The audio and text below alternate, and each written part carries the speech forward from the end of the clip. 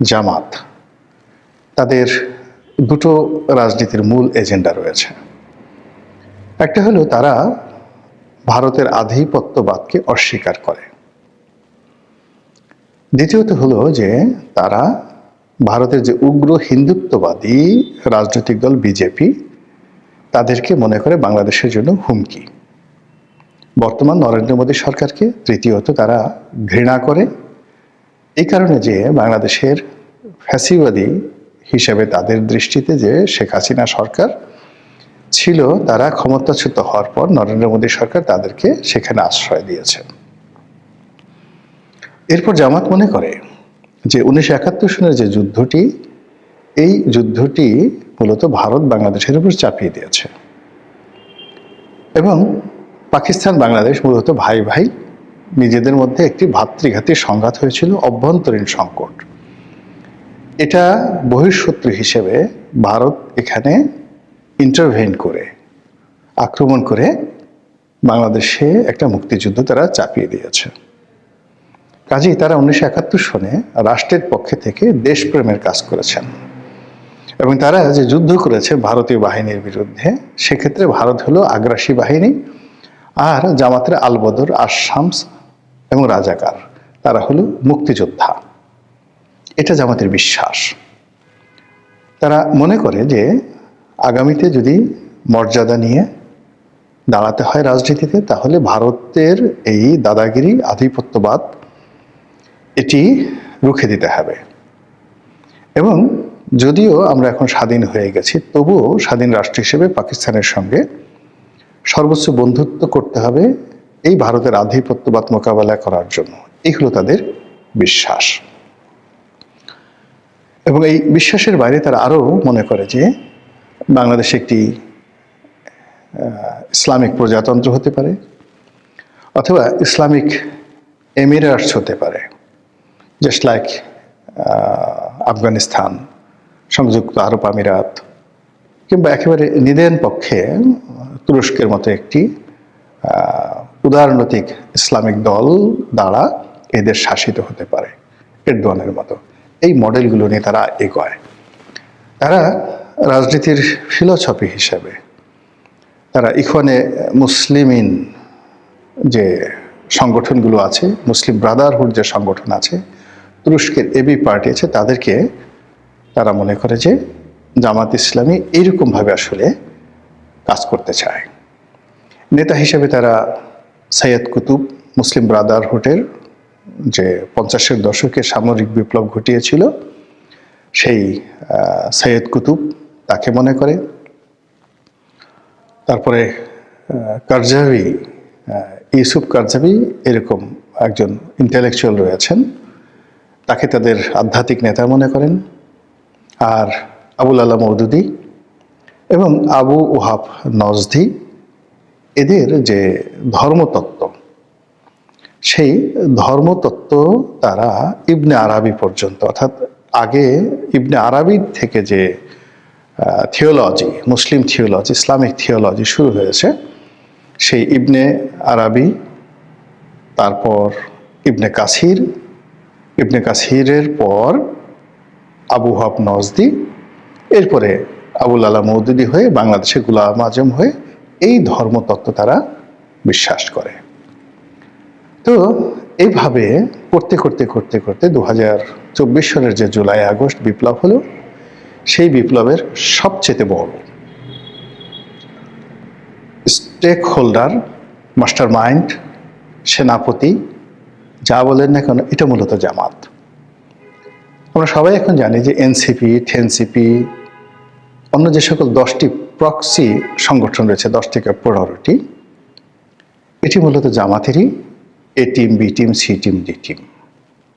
তাদের মাধ্যমে সেই যে 2008-9 সন থেকে জামাত যে প্রস্তুতি নিয়ে যাচ্ছে ধারাবাহিকভাবে, সেটির বিস্ফোরণ ঘটেছে 2024 সনের আগস্ট মাসে।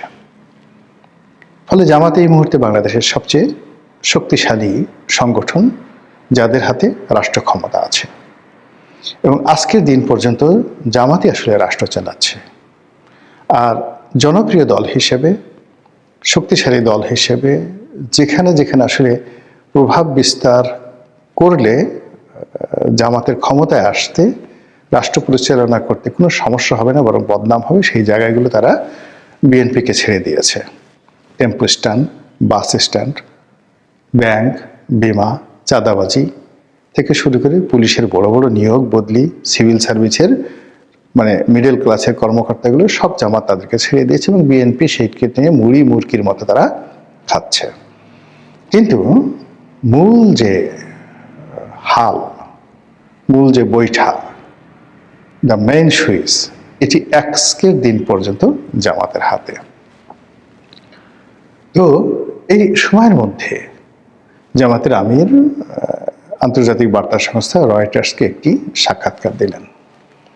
তিনি সাক্ষাৎকারটি কেন দিলেন, কিভাবে দিলেন, এটা আমার মাথায় ঢুকছে না, বা এটার আদৌ প্রয়োজন ছিল কিনা আমি জানি না। সম্ভবত ঈর্ষা তাদেরকে পেয়ে বসেছিল। এর কারণ হলো সেই গত ৩-৪ মাস ধরে আওয়ামী লীগ এবং শেখ হাসিনার সম্পর্কে আন্তর্জাতিক সব গণমাধ্যম একের পর এক মানে রীতিমতো বোম ব্রাস্টিং নিউজ করে যাচ্ছে।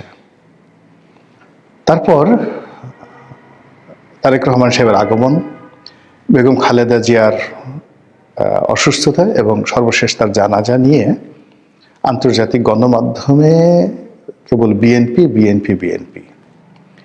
এর ফলে জামাতের সম্ভবত ইগোতে লেগেছে এবং এই কারণে হয়তো, হতেও পারে নাও হতে পারে, রয়টার্সের সঙ্গে জামাতের আমির একটি সাক্ষাৎকার দিয়েছেন এবং সাক্ষাৎকার দিতে গিয়ে তিনি নিজে ইচ্ছা করে হোক বা রয়টার্সের যে সাংবাদিক তার প্রশ্নের ফাঁদে পড়ে হোক, যেভাবে হোক তিনি একটি কথা বলে ফেলেছেন। সেই কথাটি হলো ভারতীয় কূটনীতিবিদদের সঙ্গে বা ভারতীয় কর্মকর্তাদের সঙ্গে তার একটা গোপন বৈঠক হয়েছে এবং সেই গোপন বৈঠক তিনি গোপন রেখেছেন এই কারণে যে ওই বৈঠকের যারা কর্তা তারা বলেছিলেন যে এটি যেন প্রকাশ্যে না বলা হয়, অর্থাৎ ভারতীয় কর্তৃপক্ষ জামাতের আমিরকে নিষেধ করেছিলেন।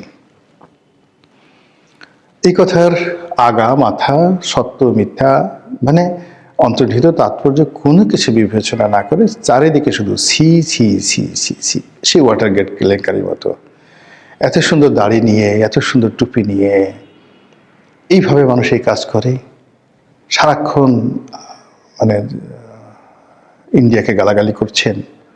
এই মানে আপনাদের যে বি টিম সি টিম দিয়ে 7 সিস্টার আলাদা করছেন, ডি টিম দিয়ে মুজাহিদ বাহিনী গঠন করছেন, দিল্লি দখল করবেন, আর অন্যদিকে ক্ষমতায় যাওয়ার জন্য দিল্লির পাস আসছেন, দিল্লির লোকের সাথে গোপনে বৈঠক করছেন। কেউ বলছে যে তিনি যখন অসুস্থ ছিলেন তখন তার সঙ্গে দেখা করতে এসছে, কেউ বলছে তিনি দেখা করার জন্য লন্ডনে গেছেন, এবং জামাতের যারা লোকজন আছেন এরকম একটা ছিছি অবস্থা। অন্যদিকে যেটা হলো জামাতের যে সকল ভাড়া করা বট বাহিনী আছে, যারা ইউটিউবার রয়েছে, যাদেরকে সবাই টোকাই ইউটিউবার বলে, এদের কারো নাম 3 ইঞ্চি, কারো নাম ইল্লু, কারো নাম পিঙ্কু, নানা রকম এদের নাম হয়ে গেছে। এই লোকগুলো এই ভারত বিরোধিতাকে চাঙ্গা করে মানে কতগুলো অন্ধ বাংলাদেশের মানুষ, কতগুলো অন্ধ, কতগুলো বেকুব, কতগুলো মূর্খ, এই একটা বেস, একটা ফ্যান এবং ফলোয়ার বেস তারা গড়ে তুলেছে এই বট বাহিনী। তো এই বট বাহিনীর মুখে মানে জোকের মুখে যদি আপনি লবণ দেন, কিংবা ধরুন কোনো একটা মানুষের মুখের মধ্যে যদি আপনি খুব দুর্গন্ধযুক্ত মনুষ্য বিষ্ঠা আচ্ছা মতো তার মুখের মধ্যে ভরে দেন এবং মেখে দেন, তখন সেই প্রাণীটির যে দুরবস্থা হবে। এখন এই যে জামাতের বট বাহিনী, জামাতের ভাড়া করা সেই ইউটিউবার, এই গোষ্ঠীটির মুখে রীতিমতো সেই আবর্জনা পড়েছে, চুন পড়েছে, চুনকালি লেগে গেছে। তারা এখন কি বলবে? ঘটনা যা গবার তা ঘটে গেছে, আলোচনা হচ্ছে, সমালোচনা হচ্ছে। এর মধ্যে জামাতের পক্ষ থেকে, আমিরের পক্ষ থেকে বলা হয়েছে যে এটা একেবারে নেহায়েত একটি যাকে বলা হয় সৌজন্য সাক্ষাৎ ছিল। তিনি যখন অসুস্থ ছিলেন দলে দলে লোক তাকে দেখতে এসেছে, ভারতের লোকও দেখতে এসেছে, অন্যান্য যারা এসেছেন তাদের ব্যাপারে জামাত প্রেস রিলিজ দিয়েছে যে অমুক দূতাবাস থেকে এসছে, অমুক কূটনীতিবিদ আসছে, ইউরোপিয়ান ইউনিয়নের লোকজন আসছে। কিন্তু ভারতের যে সকল লোক তার সঙ্গে দেখা করতে এসছে তারা অনুরোধ করেছিল যেন এই বক্তব্যটি প্রেসে না আসে, বা তারা যে এসছে এটা যেন প্রেসে না আসে।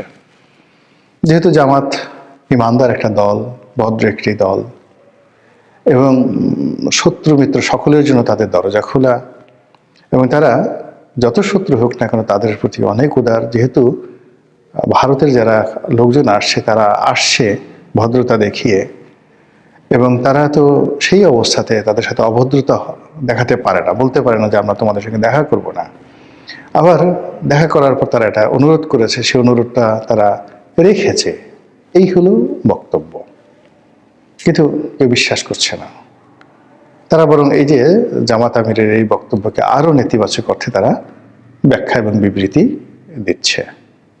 সব মিলিয়ে মানে জামাতের জন্য এই যে এই সময়টি একের পর এক, এই যে হাদির মৃত্যু, বেগম জিয়ার মৃত্যু, তারেক রহমান সাহেবের বাংলাদেশে আসা, এই রয়টার্সের সাথে সাক্ষাৎকার দেওয়া, এরপরে প্রধান বিচারপতির সেই শপথ গ্রহণ উপলক্ষে ডক্টর মোহাম্মদ ইউনূসের বঙ্গভবনে যাওয়া, বঙ্গভবনে যাওয়ার পর সেখানে শাহাবুদ্দিন চুপ্পু সাহেবের যে ভাবসাব, তার মুখের হাসি এবং তার যে হাঁটা চলা, সব মিলিয়ে জামাত গত 17 মাস ধরে যে স্বাচ্ছন্দ্যে চলছিল, যে একটা গন্তব্য তৈরি করে ফেলেছিল, এবং যেভাবে একটা সরকার গঠন করার জন্য তারা আশাবাদী হয়ে পড়েছিল, যেভাবে তারা এটি খেলাফত কায়েমের চিন্তা করেছিল, সব মিলিয়ে এই রয়টার্সের সাক্ষাৎকারের মাধ্যমে যে ঝামেলা তৈরি হয়েছে, যে দৈন্যতা প্রকাশ পেয়েছে, যে রাজনৈতিক কেলেঙ্কারি তৈরি হয়ে গেছে, এটি সম্ভবত তারা সামাল দিতে পারে।